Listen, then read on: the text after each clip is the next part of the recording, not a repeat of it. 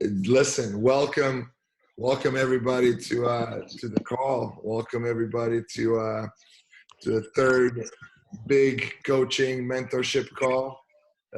I'm currently in Lithuania teaching, and we got two coaches on this that are here with me. We got Tom Parker, who's a trooper, is in his week 3 coaching the camp here, and we got Tom. And we got Coach Jordi that came from Spain. He's part of our mentorship program from Spain, and he's in Lithuania with us. So for us, it's 3 a.m. Monday morning. Mihai, you're a beast. We're all beasts. So listen, I just wanted to welcome everybody. I just wanted to make sure that we're all on the same page, and I think. Before Gannon starts talking about his NCAA experience and everything that just happened this past week, I think Tom Parker should, Tom, give a quick rundown on the mentorship. Just quickly, man, tell everybody your quick journey with the mentorship program and how you got to where you are right now.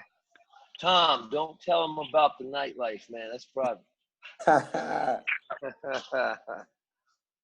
I'm kidding. I guess I'll just start with last year. Last year I had been to the coaching's class. Can you hear me? Yeah, you're good. Yeah. You're good. Yeah, I can hear you. Last year I had the coach's class in Melbourne. I have been following Gannon for a couple months, just trying to learn and add value. And I came down to the coach's class and I watched live and I helped out live, and I just learned so much within that was it like a weekend? I forget. It was like, I think it was about 3 days. Friday, Saturday, Sunday. Yeah, so much information in such a little bit of time. And then I was offered the opportunity to come down and spend 2 more weeks in Fort Lauderdale. And I spent a week with Gannon, helping him out with training some pros, and Jay Bird and a couple others. And then I spent another week with Mihai. And during that short period of time, 2 weeks, I just learned so much. Ended up buying the curriculum. And from last summer to this summer, my business has grown like tremendously. In all different ways, from the business side to the training side. So it's like in every area I've grown just from being a part of the mentorship.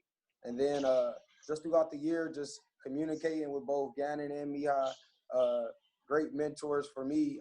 I learn so much. Whenever I have a question, I ask, they answer. It's never a problem there. And then this opportunity popped up this summer to where I could come out here to Europe and help out, pretty much doing the same thing. And I've been here all month. And I just, from last summer, because of last summer, I knew this opportunity would be great. I could learn so much. It's a big sacrifice for me, but I still went ahead and did it. And like you said, I've been here for 3 weeks already. This is week 4, starting in a couple hours. We'll be starting at 8. And I just feel like if anybody wants to get better, not only as a trainer, but as a businessman, as a person, this mentorship is the way to go. And it's been everything for me. In just 1 year, I feel like my knowledge and my business has been elevated 10 times what I could have done by myself. That's awesome, man. Glad to hear that. You don't tell me this live, but I appreciate it. That's good. And Jordi, you're here from Spain, man. You're a young kid, 22 years old, and you're learning, and you're a young coach, and appreciate you hopping on this call and waking up at this time of day. So thanks for being on, man. We'll get some of your feedback at the end of the week, and we can talk more. But again, why don't you just go right into talking to us about what just happened this week, where you've been, and what you've been doing. All right, man. Having a little phone problems here, but hope everybody can hear me. Mia, how we doing on the sound? You're good. Well, I'm in Phoenix, Arizona. The NCAA came to me through a good friend of mine, Steve Lavin, to help mentor and train players, parents, and coaches out here. So I had to move around my schedule from China. It was kind of late notice, but it was an opportunity I couldn't pass up because the NCAA is like the government, is like the Congress of our United States. They have such a platform and so much power. And to their credit, you know, God bless them for trying to help the grassroots environment, the grassroots situation. So they basically took a week away from all the NCAA coaches and said, if you want to see kids, you got to come to our camp. Now, they had no idea how to run a camp, how to train players and coaches. And so they brought myself, a guy named John Moore, who'd won 800 games at Division III in Santa Barbara. A guy named Steve Spence, who worked at UCLA, worked at Cal, worked for Mike Dunlap, Hall of Fame coach. Myself, Steve Lavin, who doesn't need an introduction, but St. John's, UCLA, ESPN, Fox News analyst. And then, you know, my boy, we're like Crockett and Tubbs now. Earl Watson, 13-year NBA vet, former coach for the Suns, got fired after 1 year, but it wasn't his fault. The owner's crazy. The players loved him.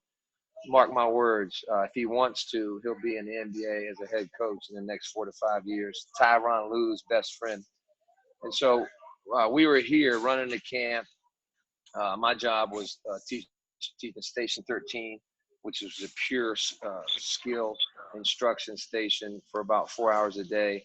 I also had to train the college players here. Got to train a guy named Xavier Sneed, Kansas State, 2020 NBA draft prospect, and a couple of Division II players. So it was amazing. I got to mentor about 25 coaches per session, so 50 in all. And the players, you know, I would say about 40% of the players, 40% of the parents, 40% of the college coaches, 40% of the parents didn't know who I was, which was awesome. So I was able to implement my own curriculum, my own teaching methods, my own holistic approach at my court. And I mean, I couldn't keep up with the compliments. And I'm not trying to brag, you know, I'm not trying to toot my own horn, but you guys know that if you use the curriculum, if you use what's good, it doesn't always have to be for me. A lot of people on this call have gotten nuggets from coaches, strategies that work. If you do what you do and you do it with unbelievable faith and passion, the results speak for themselves. So, you know, players learned. I don't know if they can get better in 2 days, but sometimes when you learn something, right, you get better. So the compliments on organization, intensity, game-like, connectiveness, demonstration, fun, charisma, passion, accountability, tough love, name it. Like these 40% of parents, coaches, referees were coming up to me and like, man, I don't know who you are, but coach, boom. And then many coaches, parents, and players said, hey, I've always wanted to see you live in action. I got your videos or I saw you on social media, and man, the products, you know, the products speak for themselves. And so I was so excited, man, that I just want to let everybody know on this call, look, guys, you have that same talent inside you, right? I just had a platform. I got opportunities. I took advantage of it. If you guys put yourself out there, take a risk like Tom Parker, CJ Scott's doing. Go out there, be in front of people. You know, somebody asked me last week, how do you attract college players to work out with you? Well, you got to get in front of college coaches and get in front of college players. Well, how do you increase your high school clientele? You got to get in front of high school coaches. You got to get in front of JV coaches. You got to get in front of parents that have high school sons and daughters. If you just put yourself out there, all right, and do what you do, you have a king inside you. You have a queen inside you. If you study the information, right, and apply it with genuineness and not awkwardness, and you're not like copy and pasting, and you've worked on your craft, you studied it, you deliver it. I mean, Tom, CJ, y'all's videos that you're sending is incredible. It flows. It's great. You're adding twists. I mean, I'm learning from some different little wrinkles you put into it. This is, you guys can experience this same kind of jubilation.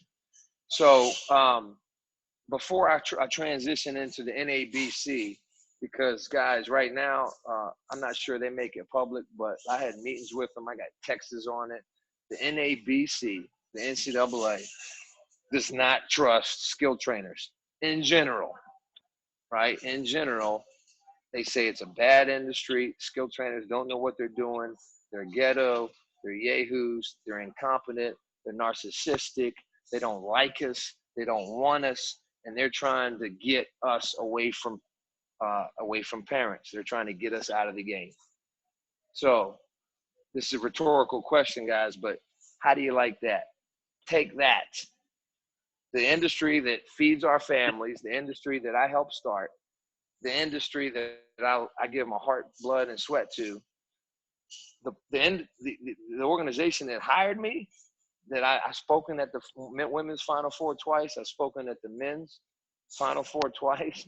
I was asked to be part of this initiative, and they're telling me flat to my face, and they text me, Gannon, we really don't like your industry. We like you. You're good. You're cool. But we don't like your industry. So, guys, we got to talk about that. We'll get to that later.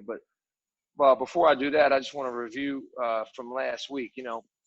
One of the questions we talked about, and we'll do this after every call. We'll make sure y'all got the information and the practical stuff that we talked about. But, one guy asked last week, how do you attract college players to work out with you? Number one, be good. What is good? Well, you got to have energy. You got to have game-like drills. And you got to work hard. Working hard is your passion, your enthusiasm, your sweat. Second question was, is there a market for high school players? Because I feel, this is the coach talking, I feel the high school market is on the decline. Are you kidding me? No, the high school market is your bread and butter, man. If you want to make money in this industry, if you want to continue to be lucrative, basically 8 to 18. If you want to train 6, 7, 7-year-olds, 5, 6, 7-year-olds, that's cool. China does that. There's $1 million businesses in China. Miha can validate that.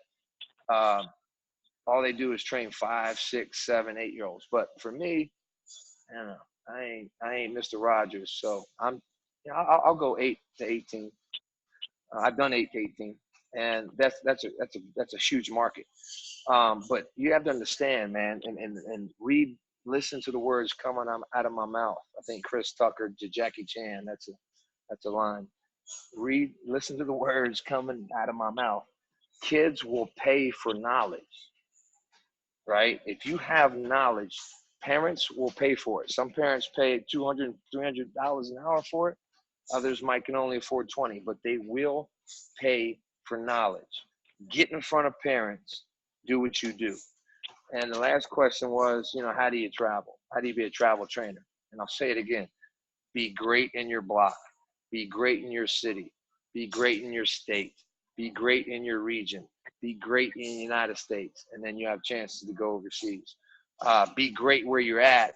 And then you connect with somebody like me. And then one phone call, me and Miha can get you guys where you want to go. But you have to be good where you're at. And you have to get people's attention. You got to get in front of people. Maybe that's social media. Maybe that's cold calling.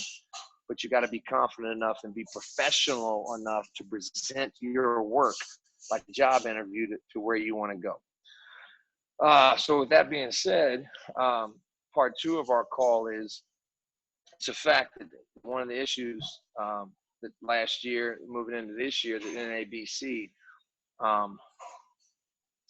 has a problem with is they don't want parents hiring trainers.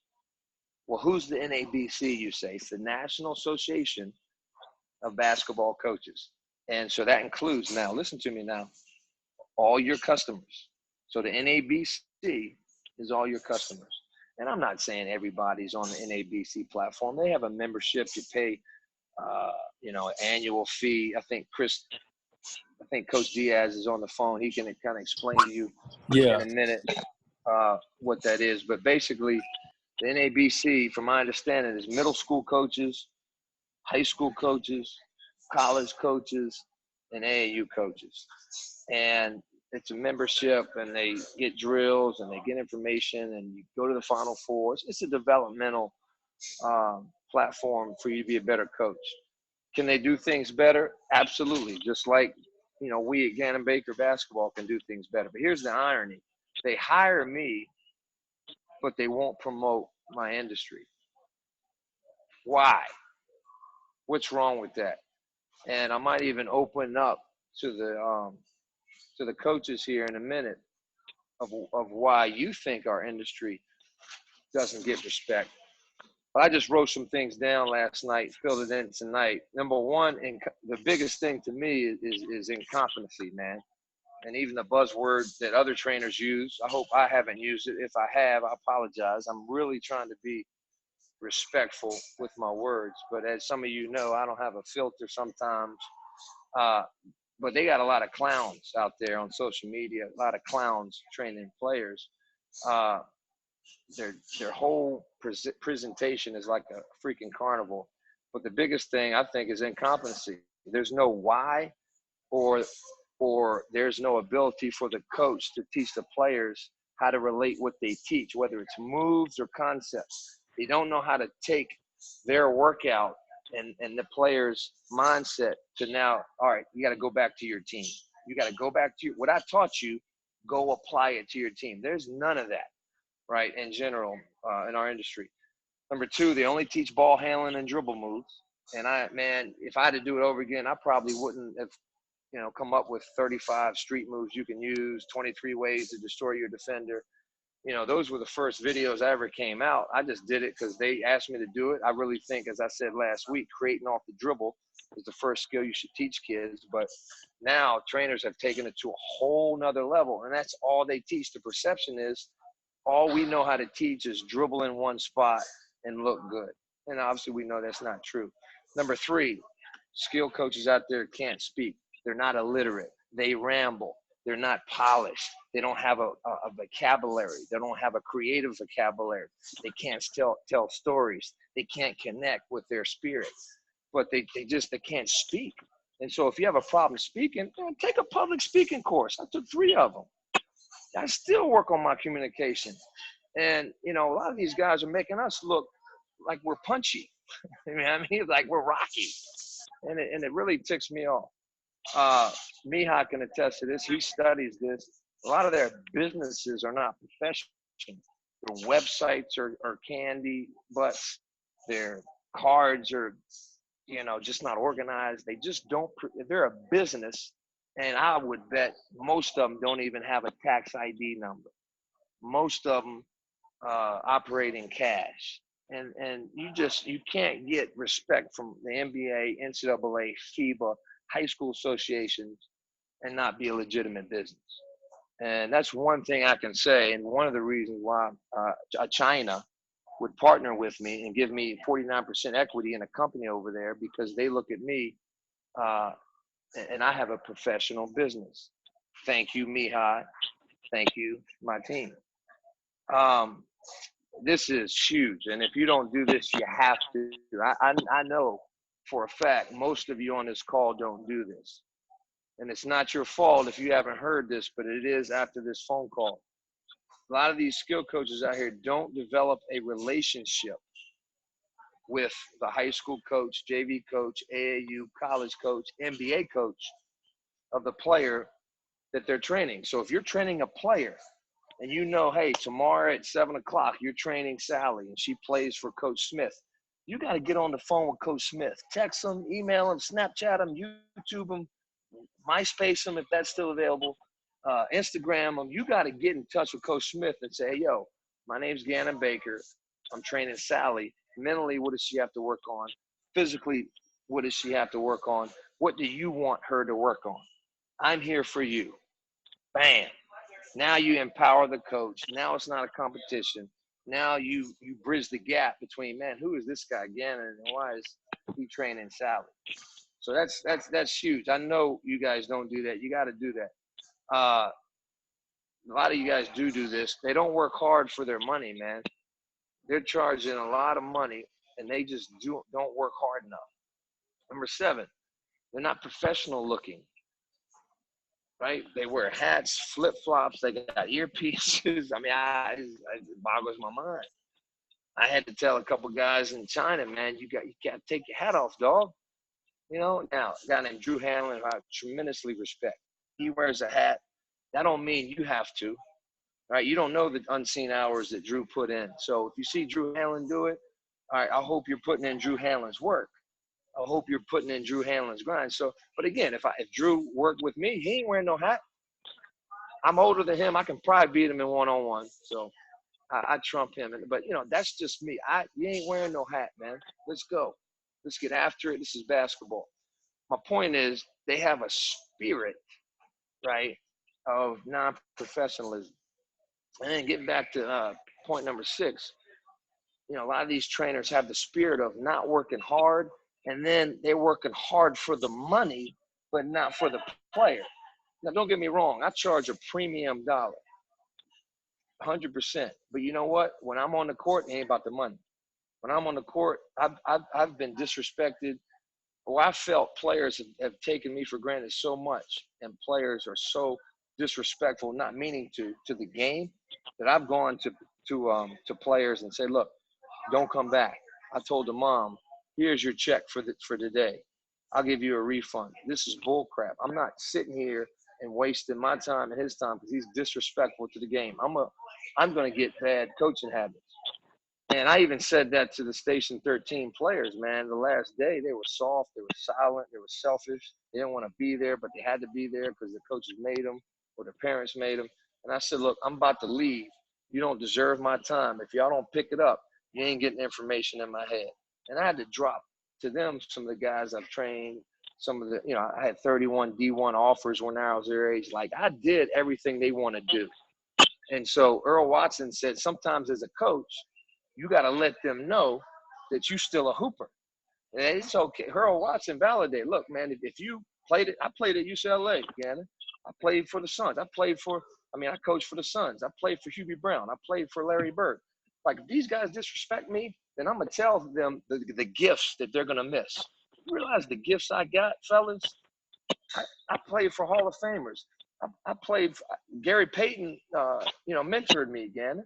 So he tells the guys that, and then the guys wake up and realize, shoot, I have a gift here.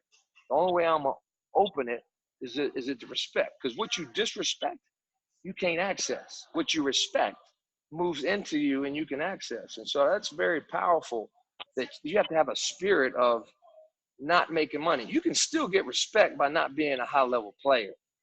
See what I'm saying? You can still get respect by not being a high-level coach in the sense of, well, you know, I've never been around an NBA player. It's all about your spirit, man. You got to know your stuff. You know what I'm saying?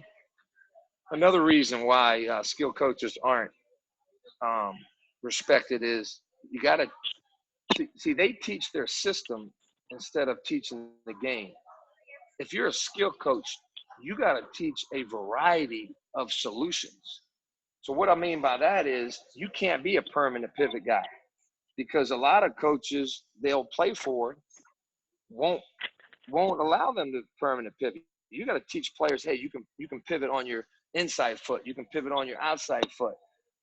You got to teach players, for example, look, you can come off a screen and jump stop, or you can come off a screen and 1-2 step. You got to teach players how to throw with one hand pass. You got to teach players how to throw with two-hand pass. I think you guys get my examples. But you can't teach your system. You're not a team coach. That's why our curriculum is so on exceptional. Is because we have 1,500 videos. We have over 10,000 concepts. We have PDFs. And we teach you, I don't know, 3, 4, 5, 6 options off every skill set so that you cover most, if not all, if not new stuff that they're going to learn from their coach. Like, that's why I have so much confidence that I know probably more than all the high school coaches know about skills, because that's not what they do. They don't have time to teach it. They don't want to teach it. They don't know how to teach it. I've been doing this since I was 18. I've been playing the game since I was 13. You guys have basketball life in you. You have to have confidence that, man, you got a lot of information. And the more information you have, if you know how to apply it, the more levels you can go. But you can't rise above your information. You only can rise above the information you know. And so there's so much information. I mean, what I've forgotten will kill me. I got to go back and reread. I got books I carry with me from 10, 15 years ago that I've still handwritten notes in that I go back and read when I'm on a plane in China, because I've forgotten a lot of good stuff. And so the more, you know, Tom and CJ, man, if y'all in one of the best countries in the world at basketball, I hope you're taking great notes, then share it with all of us, because you're learning stuff that I don't know, but I want to know.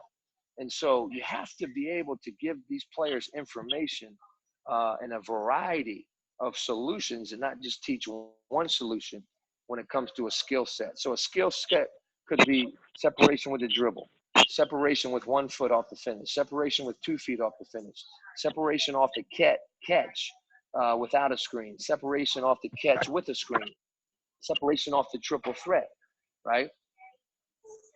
So that's a huge point with high school coaches, is the trainers are teaching them a different system. And the last one I put down, you know, some of you are high school, college coaches, and the same rules apply to you. You know what I mean? The same rules apply to you, that you have to, if you're a high school coach, you know, some of your players, you got to get ready for college. So you want to, I mean, to me, this, and I think this resonates with a lot. If you're a high school coach, man, your main goal, because you only get paid $1,500, $2,000. So technically it's not your main job, but I know that's what you do. It is your main job in your heart. But, you know, if you teach these kids how to win and not just your system, you're going to set them up for basketball success for life. If you teach them how to play at the next level in college, you're going to change their life. And so if you do that, teach them how to win, teach them how to play at the next level, have all the values holistically, well, you're going to win. You're going to win. And then you got to teach them a system that's fun, man. If you're running flex and 3 out, 2 in, and you're clogging up the lane, nobody wants to play in that. Come on, coach. Nobody wants to play in with the post occupied. Go 5 out. Where you're like, man, my guys can't play. Well, teach them. If they can't play 5 out, they can't play 3 out, 2 in. You know, if you're sitting back in that zone and I mean, that's, man, run and press a little bit. Get out there and pressure. Well, my point is, again, you can win with, I'm just saying, you got to let these kids have fun. Put music in your workouts, man. Let them do shell with music. Let them be the DJ. As long as it's clean, let them play, you know, Nipsey Russell, rest in peace. Let them play Cash Money, Lil Wayne, man. Let them play Tim McGraw if you're out in Iowa or Idaho, man. Let them play some Taylor Swift. You know what I mean? I like the Backstreet Boys, old school, you know. But I'm saying, man, you got to have fun, man. You got to have fun. You got to meet the generation where they're at. And so you got to get out of, you know, playing in your system. You know what I mean? Think of, and the college coaches, you know, teach them a little bit about playing at the next level. Teach them a little bit about playing. That's what I met Bruce Weber, had a wonderful talk. That's one of the things that Xavier, I trained him 3 times at this camp. That's what he loved about Coach Weber, because he's playing in Coach Weber's system, but Coach Weber gives him pro candy. He teaches them, hey, we're going to run, this is what you're going to do in the NBA. We're going to, so they help the kid out. They have workouts for that. They have sets for that. You know, he gives them a good mix of Kansas State system and, hey, here's what you need for the next level. So I'm big into that. But a little rambling there. Number 9, one thing we got to look out for is this. Again, this is not from this is from a lot of NBA coaches. This is from a lot of parents. This is from a lot of educational teachers in the schools. We have the biggest egos and the most narcissism, I think, in any industry outside of Congress and in Washington, D.C. It's like when you read social media and you look at the banter going on between guys, again, I don't look at it. Mihai might send me some stuff and it will say, can you believe these clowns? And then Corey Harris will send me these stuff. Gannon, man, what do you think of this? Which is good because I need to be caught up, into our industry. But there's just and then I see it. Some guys I follow, I learn from, but then they'll put some stuff out there that's like they think they're the reason why this industry is. They're the reason why this kid. They're the reason. Like, come on, man. There's so much narcissism in our industry that we got to stop it. We have to give and share. Like if you just share, I mean, you got to understand, it's about the players, man. It's not about you ever. Now, you demonstrating, me demonstrating, that's not to get attention to me. That's to impress them, to be impressed. That's for me to impress upon them I got to connect with them. I got to engage them. That's why you do all this. That's why you engage them, and then you share. And then you give value. You speak life. You speak professional. You give bomb. You drop. It's no different than a teacher, a pastor. You got your little stick, right? You draw them in, and then you give what's in you. You pour out everything that's in you. So we have to get rid of this preconceived bias and unrecognized social bias about skill coaches that the NABC, the NCAA has, and it starts with, number one. It's funny how I wrote this. It starts with incompetency. Like we gotta know our stuff, and then it ends with a selfless. Everybody got ego, but have a selfless ego. Narcissism is not sharing. We have to share. If you know something, share. Sometimes you share it, and there's a price. We got to feed our family, and other times it's free.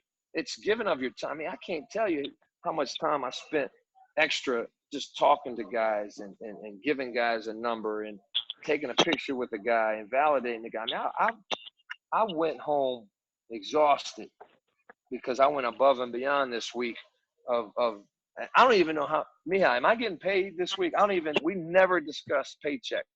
I don't even know if I'm getting paid this week. And I spent 8 days, like 8 days for me, that's a lot of money at this point in my career, a lot of money. And I don't even know if I'm getting paid because if I somebody's car alarm, car's getting broken into.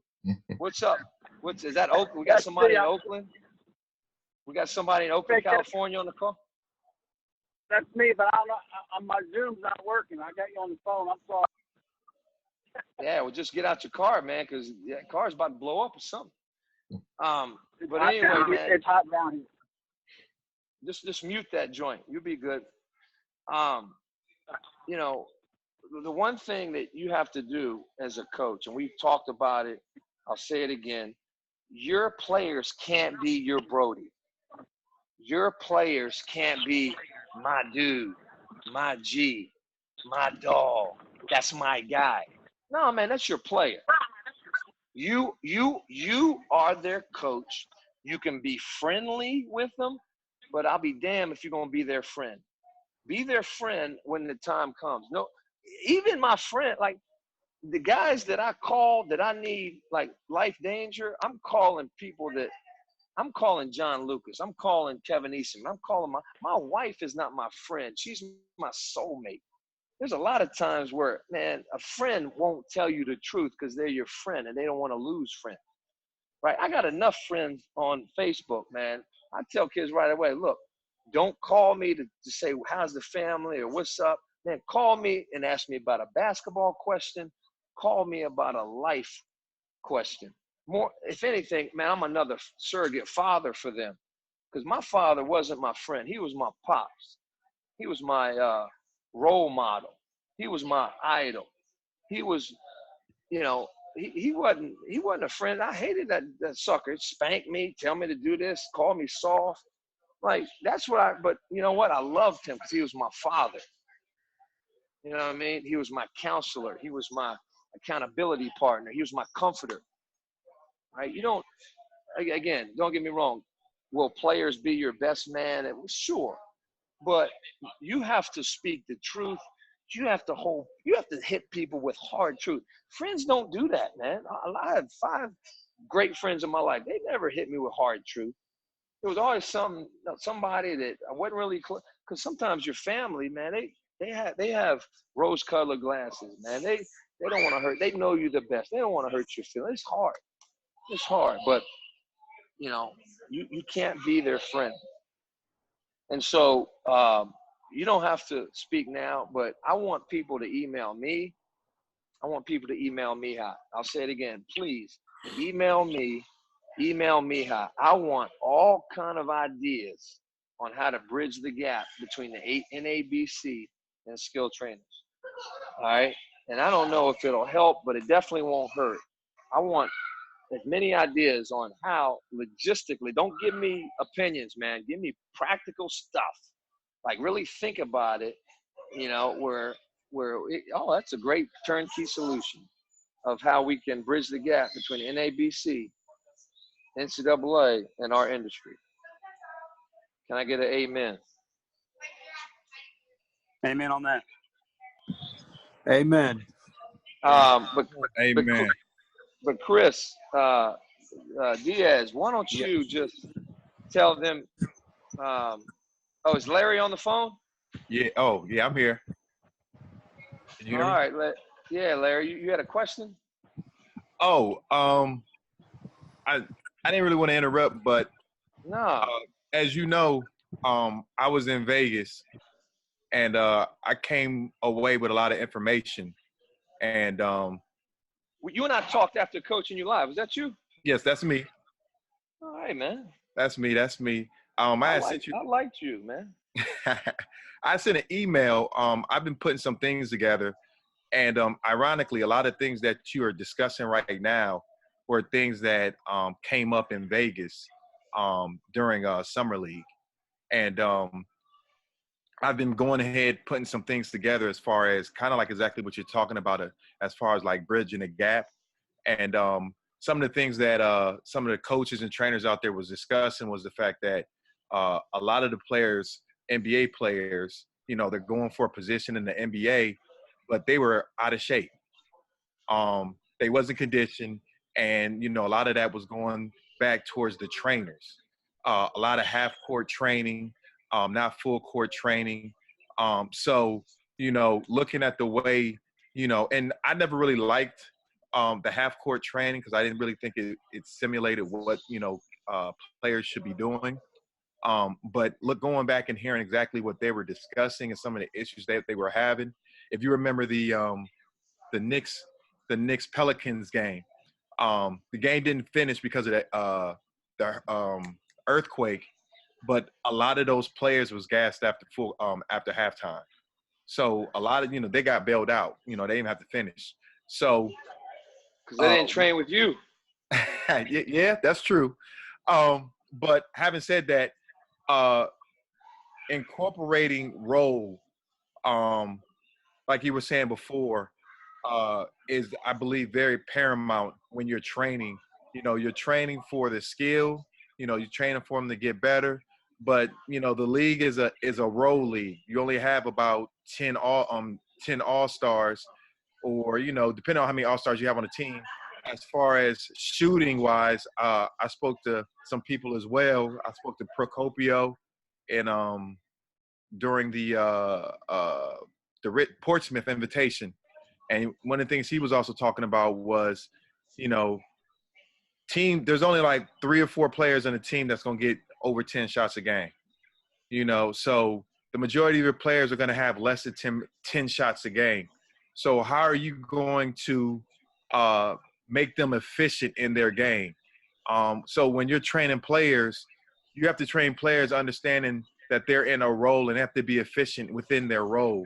And regardless of whatever they're doing, yes. if they can't be efficient in 8 shots, chances are they're not gonna do well in the role that they're having. So I think that's one of the things that the NABC is having a problem with, is everybody's being trained as an all-star but not their role. Yeah, you make some good points. If anybody can remember, get on Mike Procopio's newsletter. He does a video call himself. He has great articles that you don't have to research to look up. He can, give that to you. But go to his newsletter. Tell him you know me. He and I have worked the Nike skills camps probably over 10 years. Tim Grover was his mentor, and I work with Tim. So good guy there. He's right. I mean, if you're training NBA players, you have to find out, again, talk to their coach, talk to their player development guy. For me, it was Dave Atkins at the Wizards. We got DeJuan Blair. We were like, hey, what do you want him to do? It was real simple, finish and get in shape. So me and Cody failed at that. He's not in shape, but that's what we tried, right? We tried to get him in shape. We got Terry Rozier. We had all these teams going to work him out. The agent and I talked to these teams. What do you want to see Terry do? And they said, we want him to master the pick and roll game. We know he's the leader. We know he can defend. We know he can shoot. But can he master the pick and roll game? Can he pass off pick and roll game? So does he have a floater? So it's real simple. All right, you got a floater game, you got a pick and roll game. That'll last us for 3 months. So I get that. And yeah, the NABC, the NCAA, the NBA, USA Basketball, they're all in the same room. They don't have the time to really dig into this problem like we do. Like it's a thorn in their side. They would love to figure it out, but a thorn in their side, if they just mention it and they, whether publicly or off the record, say skilled trainers bad, don't do it, that can hurt a lot of us. It could hurt me. Why do you think I'm in China a lot? And China's the money. China has the passion. I ain't dealing with this bull crap, but I want to fix the bull crap, right? And so y'all should be worried. We all should be worried. We all should be held accountable. How can I get better? If I post something on social media, it's going to be judged negatively. It's going to be self-fulfilling prophecy. They're already going to want to hate it. So how can you change the culture without becoming part of the culture? And so, Larry, if you can just email me more ideas, more things that we need to get better at. We're gonna post a huge list of things to stay away from, things not to do as trainers, things to look out for. Where is Jordy at? The coach from Spain. I got a question for him. Jordy, Yeah. Jordy, why don't you tell me and the group the top 3 things that you learned from Lithuania this week? It could be mentally, it could be physically, it could be individually, it could be team-wise. But as a player development coach, what'd you learn, and what you share with us? I think the main thing that caught my eye was the way Mihai speaks, basically. The way he can transmit information to players, like holding them accountable, but at the same time not judging them. That's something Coach TP told me. Like, he can be tough on players, but you can see he really appreciates them, and he's doing everything that he can to make them be better. And he was tough on some guys from my perspective, but at the same time, through the week, you could see they improved a lot.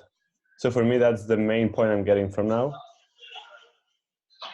Then, so how would you, let me intervene. So you're saying he holds guys accountable, and the players end up respecting Mihai and trusting and buying into Mihai, because Mihai can hold them accountable and say something critically, but also say something praisingly, and they respect him for it. Yeah, pretty much. So how would you take that, right? How would you implement that into your teaching? How would you work on that? I'd say I have to be more, sometimes I need to be more straightforward, not to be afraid of like hurting the players' feelings, because they're like, they want to be good players, and they need some like straightforward feedback sometimes. So just trying to be more straight to players, and at the same time know that each player needs to be coached differently. So getting to know players and getting to know the way that they want to be coached and they need to be coached, depending on the character of the player. All right. Well said. Number 2. Just one fast thing that caught my eye is that we're always high-fiving the players and the coaches. That's something. High-fiving? Yeah, exactly. That's something. The players like that? Yeah, they do. They love it. And I think it gets everyone involved. And yeah, that's something we don't do much in Spain. We do high-five each other, but not like after every single water break, every time you Yeah. correct a player. I saw both Mihai and Coach Sam do this, and I'm kind of getting used to it. And I think that's great. Well, I've been to Barcelona many times, and I know that I agree. There's not enough touching on the court, but I'll be darned, man. Yeah, yo, off the court, a lot of hugging and kissing with people. Yeah. A lot of hugging, a lot of love in Barcelona. Yeah. Well, what's number 3? Yeah, number 3 is probably one of the speeches Mihai gave, because one of the guys got like frustrated because he wasn't playing good, and Mihai gave a speech on like controllables, things you can control and things you cannot control, and he spoke about like attitude and actions. Like you cannot control how the game goes. You cannot control if you're making shots, maybe depending on the way you're missing, but you can definitely control your attitude and your actions. So for me, that resonated, because I think it's pretty common that players get frustrated during games, and maybe, at least from my point of view and my coaching, I don't stress enough the importance of like character development and stuff like that. You know, that's a great point, man, because Earl, obviously pedigree, NBA player, 13-year vet, Pac-12, all-conference, UCLA, NBA coach, worked for the Spurs, worked for the Suns, worked for Hubie Brown, Jerry Sloan, Bob Hill, Larry Bird, list goes on. He said that he preaches a lot. You control your attitude, you control your effort. Like that's a message that he keeps echoing to these elite players. So for you to say that about Mihai, that's, hope everybody's listening there. Jordy, last question, man. You listening? Yeah, I am. Do you, because Mihai's butt and legs are so big, don't you think he needs bigger shorts? Don't you think he wears tight shorts? It's not a good look, is it? I mean, he got the biggest leg, like The Rock, right? Yeah, that's Which true. is That's cool. He's in completely shape, true. you know what I mean? He's in fine arm, but his shorts are too tight. I mean, I'm just saying. You know, the Lithuanians call me Professor Legs. You know, small foot, big foot, Mihai's foot, baby. You ain't right, Mihai, man. You ain't right. All right, man. Well, we got 10 minutes. We could either go part 3, the life of Earl. We could open it up to comments. And you know what? Let's open it up to the floor for comments, questions, concern. And the next call, we'll talk about Earl nuggets, Steve Lavin nuggets, things that I learned at the NCAA. So with that being said, man, somebody jump on. Gannon, I got a couple things. Sure, Brandon, going to Ireland. I am, so I'm excited for that. But hey, about the NABC, so they look at so many all the negative stuff as far as trainers are concerned. Why don't they look at all the positive and the great trainers that are out there and do some research and find the best they can possibly get and bring them in, whether it's you, Drew Hanlon, because that's, you know what, I wanted to learn from the best, like yourself, and I, you know, whether it's from you or Drew Hanlon or Chris Thomas, I learned from Dorian Lee. The past 15 years, I wanted to be the best I could possibly be, so I wanted to learn from the best. So I think they need to look at so much negativity and all these bad trainers or this, that, and the other. They need to do some research and search out the best that are out there. B, great question. Leave that up to me. This is the first NCAA camp that they've ever had. It's no coincidence that they reached out to me, that I had a chance to be. I might have been the only skill coach in all of the regions. Leave that up to me. I have people. I have their ear. I have their respect. It's a delicate situation, man. Oh, I understand that. If you think about the root and the nature of our industry, when I my story. When I first started, when Dave Hopla, right, who's the guy, Joe Abunazar, like the pioneers for this industry.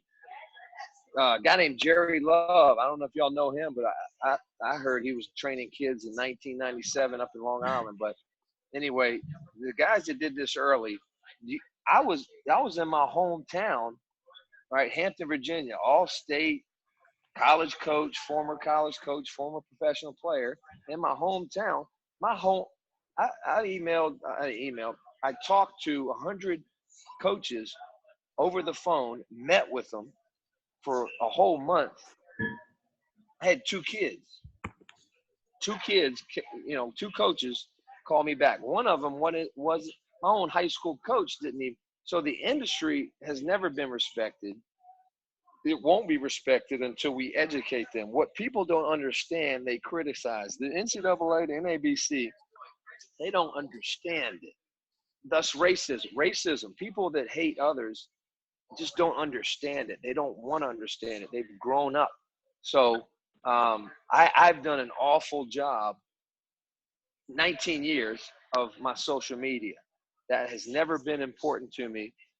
Still is not. You were important successful before that came out, so yeah, that's what I tell people. But correct. So the NABC and the NCAA are making their judgments on whoever pops up in their feed, and the people that pop up in most people's feeds are coaches that are just mediocre, that are incompetent, that are technology trainers, that are IG celebrity trainers. It's not real. Instagram and Twitter is not real. 90% of what you see is not real. It's fake news. And so that's how they're basing it on. So, they got me from people that were live. They were searching for good people, and Steve Lavin and Tubby Smith, and I mean, all these guys that know me, Tara Vanderveer and Tom McDonald, and all these people that are associated with it, my name kept popping up. So I got live, like flesh to flesh, voice recommendations, and they're making their opinion on technology, what they see on technology. So just leave it up, because all the guys you mentioned, I would add Tyler Ralph to that. I would add, Jordan Lawley to that, and Chris. I mean, there's tons of them, right? Micah used to work for me. I was, like what he does, but he ain't a guy that I would have at these camps, because guys like that, give the perception to the NABC like this is too weird. This is not right. And he calls himself a performance scientist. Like, are you kidding me? You NCAA doesn't. They don't understand it, and I don't even understand some of the movements. Now these guys are calling themselves movement specialists. How about just calling yourself a coach and be unique in your delivery and all that? So my point is, hey, I need everybody's help. Get the word out. Doesn't cost any money. If you want to be a part of a revolution, this is groundbreaking. We have a chance. All right, my tribe. I have a chance. I've been asked to help bridge the gap. I have a chance, man. I have a chance to be involved with the biggest organization in the world. And NCAA is tied into USA basketball, which, they asked me to. I have contacts there. That's all the Nike people, right? They used to do the skill academies. And then the NBA, which is, kind of dabbling. But USA basketball, NCAA, and ABC is a part of the NCAA. They all, want to take this thorn out of their side, because it's getting bigger. Our industry is getting bigger. People are finding out that they can make more money doing this than a teacher, than a nurse, than a veterinarian, than junior college coaches. Hell, I make more money than some NBA coaches. All right. They understand that this is legitimate. Like, people going to do this, whether you like it or not, NCAA. God bless capitalism. God bless socialism. God bless, the United States. Because if you want to run a business, you can. But you want respect, you got to have obedience. You know what I mean? You got to have obedience. So I ask you guys that, that you continue to be obedient. And if we are, we'll have freedom. And that's a great quote that I used with the kids this week. If you want freedom in the game, then be obedient in practice. If you want freedom to pick a college, then be obedient for the next 3 years and do exactly what I tell you to do. You want freedom and no curfew with your parents, then be obedient with your decision making and your character. And so I'm ending this phone call with that little pep talk. I wish we could talk more. I think the next time we'll open it up to the forum. Brandon, thanks for speaking. But I got you. I got you. There's tons of people out there that I can bring to the table to the NCAA to work these events, to create new events. One of the things the NCAA wants to do next year is to get better players, because there weren't a lot of good players this year, because they got to learn how to bridge the gap between all the shoe company teams and AAU teams, which, you know, they can do. Earl wants to help, but they gotta, you know, they gotta be a little bit more organized next year in that way. But we need y'all's help, and we just need to continue to talk like this, talk amongst yourselves, have think time, Kevin Eastman, every day, write the problem down, figure out a solution that doesn't glorify you, but gives a solution to the players, lets the players become successful, helping them become winners in basketball and life, a living trophy solution. You work your tail off, and the work will speak for themselves. Mihai, thank you for organizing this. God bless you. I mean, you're in Lithuania. It's got to be, what, 5 in the morning or 4 in the morning? 4 a.m. Tom and Jordy, I'll Yeah. see you in about 4 hours, fella. Yeah, Mihai, man, while you over there, man, buy some sweats, man. Buy some sweats, get some baggy pants, dog. Thanks. Baggy pants. Guys, Hey, I'm Ken, always open Ken, for questions, man. My phone, my email, hit me up. I got a lot of downtime the next month. I'm in China till August 25th. We'll do another call in a couple weeks, maybe a week, Mihai. I could do this every week, man. Let's go. Let's talk. We'll all I'm be in different China. countries. Yeah. Hey, B, write down what you learn, new stuff, do a blog, send it to us, course. pictures. Don't drink the green beer. Watch out for the leprechauns, man. They still exist. Don't swim in the lakes. The Loch Hey, Ness is alive, man. The next one we do, I'll be in St. John's Castle in Limerick. I'm going to try and get there and do the call from there. Do it, man. Take pictures, share information, brother. You got it. All right, man. Okay. Love y'all, man. You guys have a good night. Peace.